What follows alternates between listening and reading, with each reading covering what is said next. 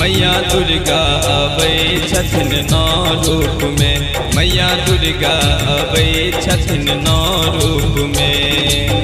नौ रूप में यो नौ रूप में, नौ रूप में यो नौ रूप में, मैया दुर्गा अबै छथिन नौ रूप में।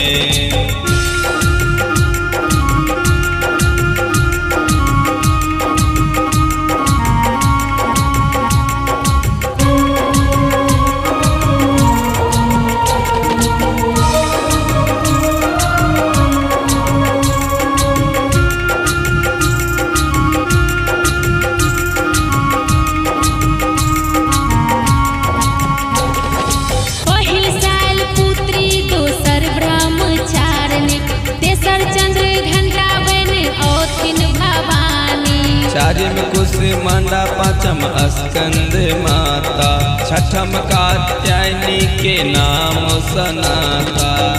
नौ रूप में यो नौ रूप में, नौ रूप में यो नौ रूप में, मैया दुर्गा अबै छथिन नौ रूप में, मैया दुर्गा अबै छथिन नौ रूप में।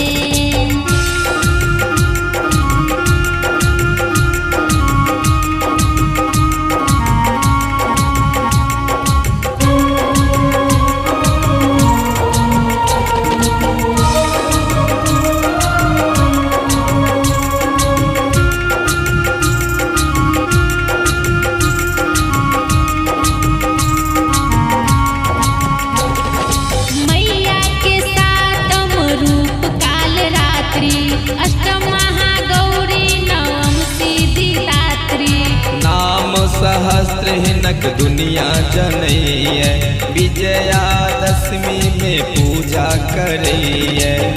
नौ रूप में यो नौ रूप में, नौ रूप में यो नौ रूप में, मैया दुर्गा अबै छथिन नौ रूप में।